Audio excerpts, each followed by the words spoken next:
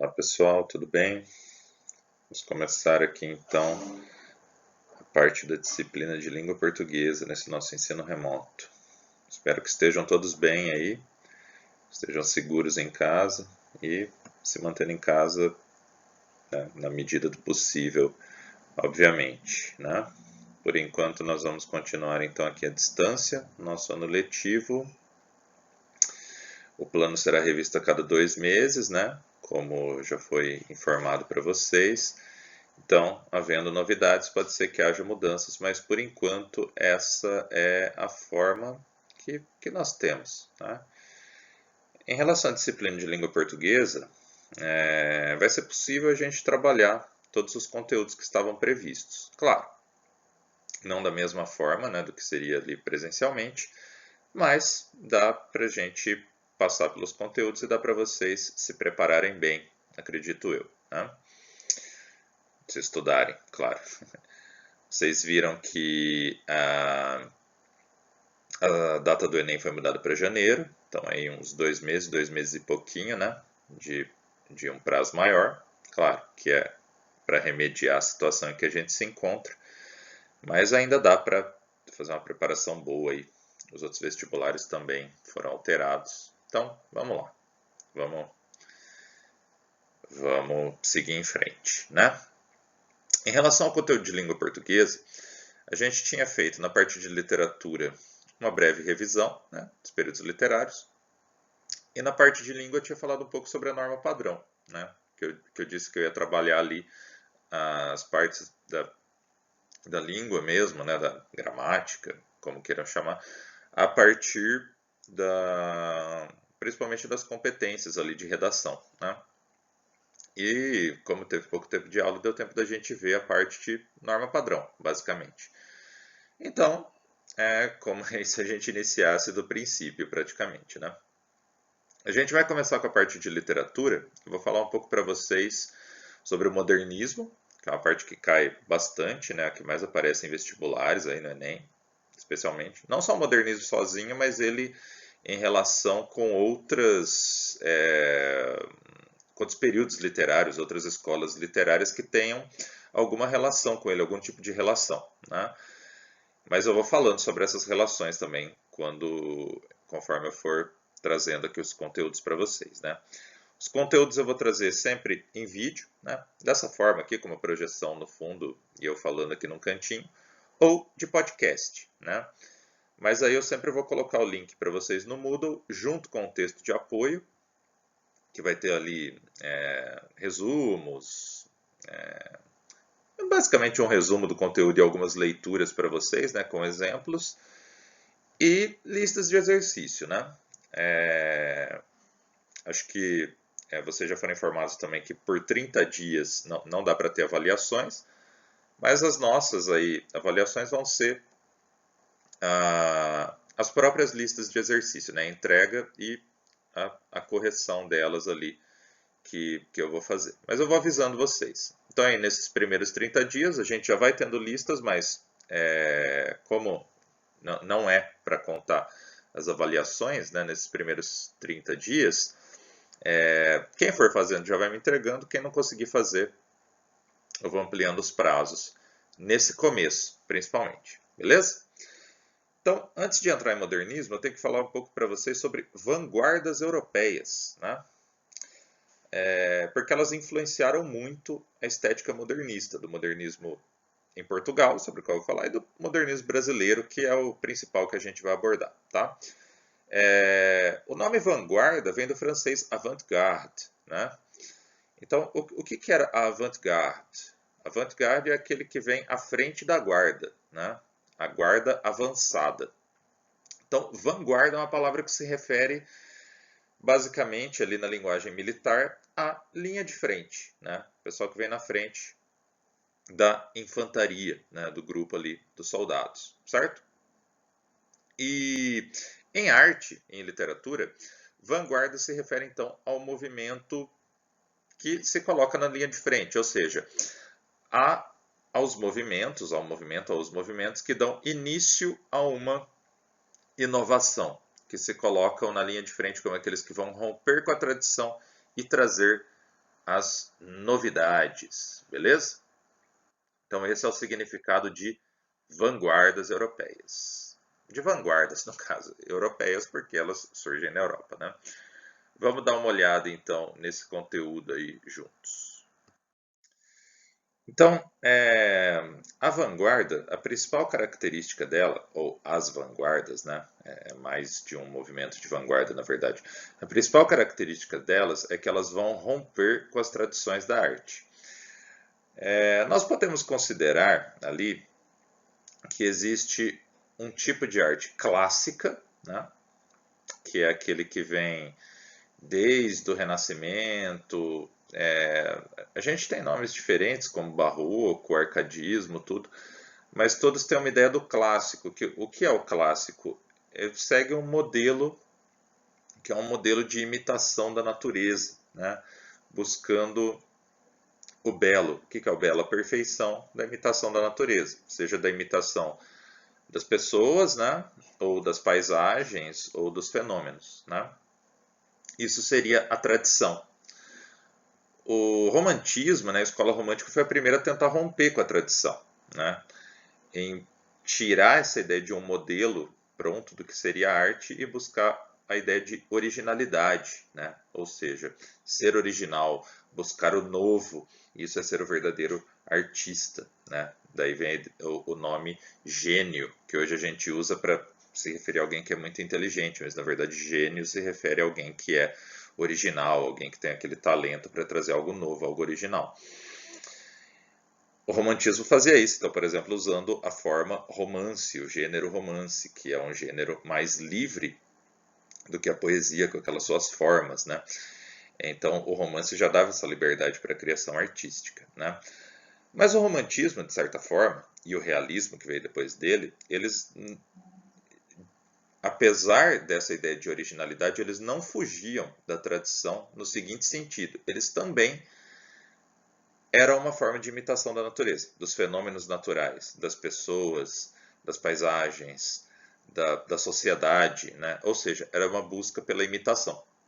A vanguarda, ela já foge dessa tradição, ela é uma forma de transgressão, ou seja, ela não vai fazer uma imitação do real, ela vai fazer uma interpretação do real a partir de formas completamente diferentes, né? Então é por isso que eu coloquei ali essas dicotomias para vocês, né? Ou seja, essas oposições, né? Então, a arte que os vanguardistas e os modernistas depois vão considerar aquela que eles superaram, vejam bem, não necessariamente essa é uma verdade absoluta, né? Mas aquilo que eles consideravam no seu contexto que eles superaram foi o quê? A tradição, o velho, né? Ou seja, a arte velha, a arte antiga, aquilo que é clássico, eu coloquei entre aspas, porque não é só o clássico do classicismo, mas é o clássico como modelo, né, a ser imitado, e a permanência, ou seja, aquilo que é estável, aquilo que é sempre considerado como a arte, como o belo artístico, né, como a perfeição da arte. E os vanguardistas, eles consideravam que eles buscavam a transgressão, o novo, que eles eram os modernos, ou seja, aqueles que rompiam com o que é tradicional, com o passado, e eram os representantes do progresso, né? Então, essa é mais ou menos a ideia aí que a gente tem da vanguarda em relação à tradição artística.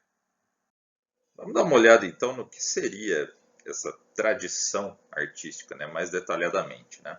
A tradição artística é aquilo que a gente chama de cânone artístico literário. O cânone é aquilo que é o modelo, é aquilo que é tomado como o arquétipo, aquilo a ser seguido, né? Então, o cânone artístico literário seriam as obras que são consideradas as obras modelares, as obras que definem o que é a arte, né, por um lado. Então, um cânone da pintura seria, sei lá, como a Mona Lisa, por exemplo, ou a Vênus de Milo, né, os quadros renascentistas, né, seriam ali o cânone da pintura, né? As esculturas gregas, ali da Grécia Antiga, seriam um cânone da escultura. E os cânones literários seriam obras como os Lusíadas do Camões, né? A Divina Comédia de Dante Alighieri, né? a Ilíada de Homero, enfim, aquilo que é considerado cânone, que é considerado o modelo, aquilo que deve ser seguido, as obras que atingem a perfeição do que seria a literatura, né? Então, isso é a tradição. O cânone, que ele se forma historicamente, claro, mas aquilo que está no cânone é aquilo que define basicamente o que é a tradição, né? O cânone ele se altera com o tempo, porque também aquilo que é considerado a tradição, pelo menos hoje em dia, ela vai se alterando, né? Mas isso era mais estático ali antes do romantismo e principalmente antes das vanguardas, antes do modernismo, que surgem ali no início do século XX, beleza? Então, enfim, século passado. A estética é uma espécie de filosofia da arte, e da literatura. E, como eu já disse, o ideal de arte que a gente encontra na estética, ou seja, a estética da literatura e das artes em geral, é a predominância do belo, que é a boa imitação da natureza, a perfeita imitação, que é aquela que leva o autor e aquele que está em contato com a sua obra de arte a uma elevação espiritual, né? A partir dessa reconstrução intuitiva de aspectos da realidade. Então, a estética ali é uma outra questão bastante importante. Aí eu marquei aqui algumas... essa linhazinha aqui, ó, vou pintar bem bonitinho. Pintando aqui para vocês, ó, que coisa linda, aquele meu capricho de sempre, né?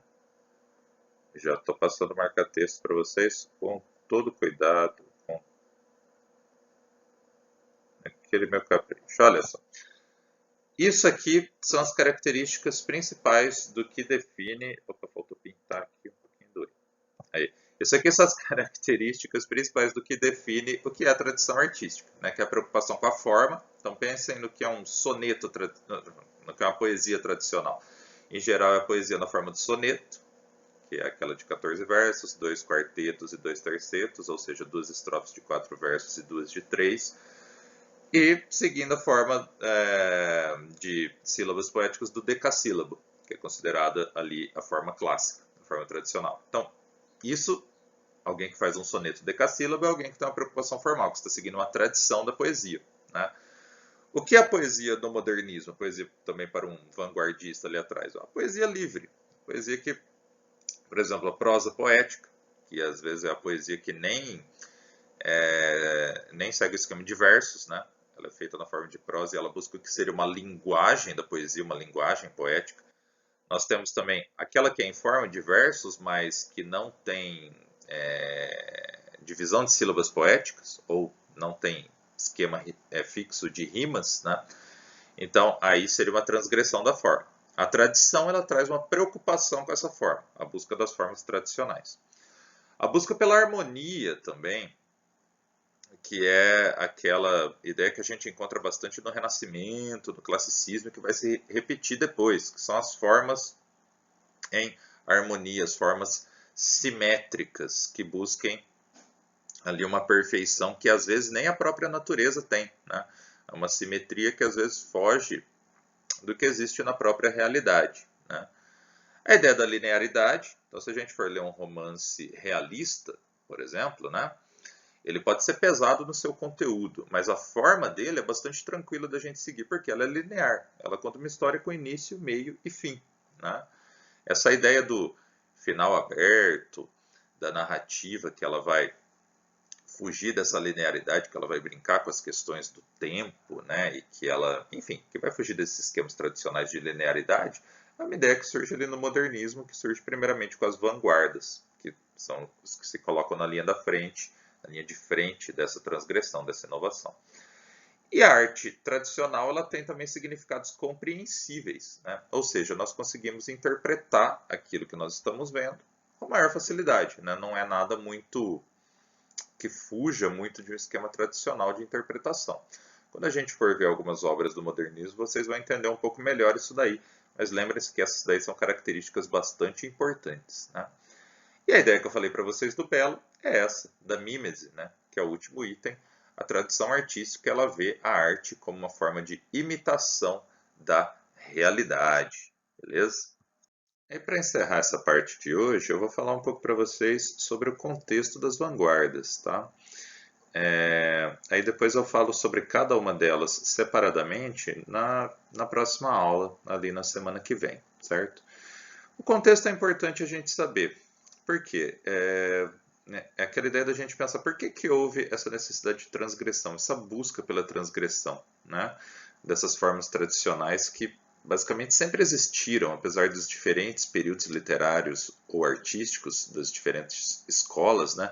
Elas sempre seguiram uma forma de tradição que vem desde a antiguidade, que é essa ideia da imitação da natureza, de, de ter algum contato com o que é real, né? Então a arte, ela é uma forma de imitação do real. Aí os períodos e as escolas diferentes seriam por causa das diferentes formas de imitação.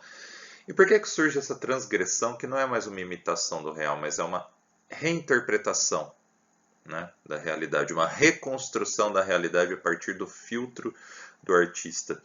São três, são três eventos principais que levam a isso. A industrialização, a urbanização da sociedade europeia.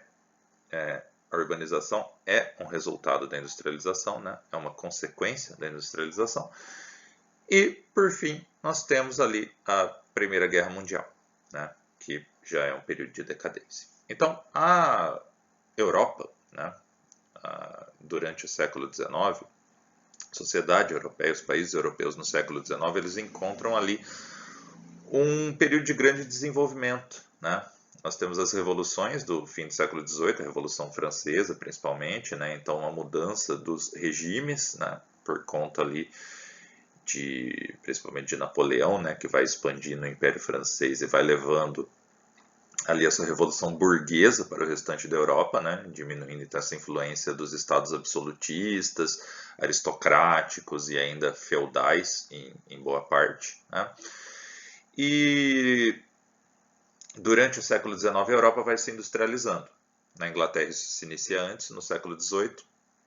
Nos outros países, em boa parte dos outros países, isso vai acontecendo durante o século XIX. Países como França, Alemanha, né, principalmente, que são ali as grandes potências junto com a Inglaterra. Né? E o processo de industrialização leva a um processo de urbanização, obviamente, porque como os empregos eles surgem na cidade, que é onde estão as indústrias, né? As pessoas se mudam para a cidade. Então, desde a antiguidade até 1800, mais ou menos, praticamente 90 e tantos por cento da população europeia vivia no campo, né? Então, quando você vai estudar Roma, né? Ali, Império Romano, saiba que a maioria das pessoas do Império Romano viviam no campo e não em Roma, não na capital, né? Apesar de ter bastante gente lá, mas a maioria vivia no campo. A maioria da população do mundo sempre viveu no campo, sempre viveu de atividades agrícolas. Isso começa a mudar a partir do século XIX, né? Com a industrialização, as cidades começam a crescer. Nós temos ali cidades como Londres e Paris, que chegam a mais de 1 milhão de habitantes, né? E esse processo de urbanização traz problemas que no Brasil, por exemplo, a gente vê até hoje, né? O que acontece? As cidades não estão prontas para receber todas as pessoas, né? Não tem ali emprego nas indústrias para todo mundo, não tem condições sanitárias, né? Na cidade, condições de habitação e tudo. Então nós temos problemas com pobreza, miséria, né? Vários problemas sociais que vão levar a um aumento ali, a uma escalada de violência. Porque como a cidade ela reúne todas as pessoas, né? A violência ela está mais presente do que ali no campo, e que as pessoas viviam de forma mais isolada, talvez em vilarejos no máximo. Né? Então a cidade ela vai potencializar esses problemas de violência, né? Que vão afetar ali a todos que vivem na cidade, basicamente. Né? Mas mesmo com esses problemas, a sociedade europeia ela vê ali um período de pujança, de desenvolvimento durante o século XIX. Então nós temos um período chamado de Belle Époque, que é a Bela Época, que é essa época de celebração dessa riqueza, desse desenvolvimento, dessa urbanização. O centro da Belle Époque é em Paris, né? Então os artistas eles versam muito sobre isso, né? Eles falam muito sobre isso. A gente estudou o realismo traz vários desses problemas sociais, já vai antecipando, né? Mas a Belle Époque ela tem muito a ver ali com o parnasianismo, né? Que vem depois, com essa ideia da arte pela arte, de celebrar, né? essa vida dos salões, essa vida de um burguês que já alcança uma posição quase aristocrática ali, nessa Belle Époque, né, que é esse momento de autodesenvolvimento ali da sociedade europeia. Né. A Belle Époque tem fim com a Primeira Guerra Mundial, que é um choque entre as grandes potências europeias, Alemanha, França, Inglaterra e Rússia ali também, que participa dessa guerra. Né. A Alemanha se torna um país, né, se unifica lá para o final do século XIX, mas a unificação da Alemanha ela representa já a junção de vários principados que já eram bastante ricos, né? Aqueles principados que faziam parte ali antes do Sacro Império Romano Germânico, vários faziam parte do Império Austro-Húngaro depois, né? E eles se juntam e formam a Alemanha, então a Prússia, a Bavária, né? Enfim, e outras regiões lá desse espaço que nós chamamos do espaço germânico, né? Formam um país, a Alemanha, que se industrializa muito rapidamente, né? É unificada ali a partir da Prússia, né? E ela se industrializa muito rapidamente e se torna uma potência, tanto no processo colonial, né, do neocolonialismo, que é a busca de colônias na África, quanto dentro ali da Europa mesmo, né?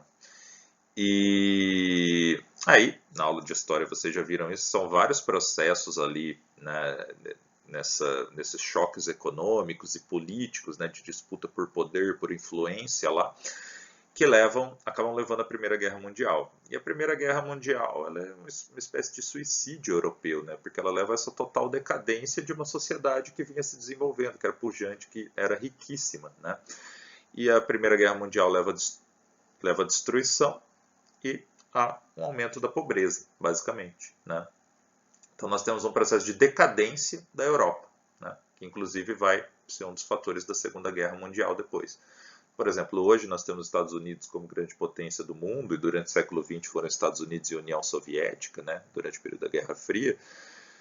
E por que a Europa fora desse processo? Porque ela se autodestruiu nessas duas guerras. Né? Até então a Europa era o continente europeu, né? Essas potências europeias eram as grandes potências mundiais. Então as vanguardas surgem nesse contexto. Primeiro dessa ideia do progresso, da urbanização, ainda da Belle Époque, mas já rompendo com algumas dessas tradições parnasianas da Belle Époque, e depois com esse pessimismo trazido por essa decadência da sociedade europeia do pós-guerra. A ideia principal das vanguardas então, é chocar o público, buscando outras maneiras de apreciar e refletir sobre a realidade e a vida.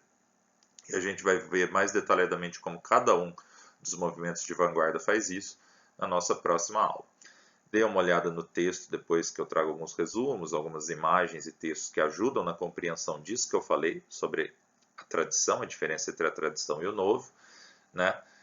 Um pouco mais sobre o contexto e alguns exercícios que eu já trago para vocês ali darem uma refletida sobre o que a gente falou.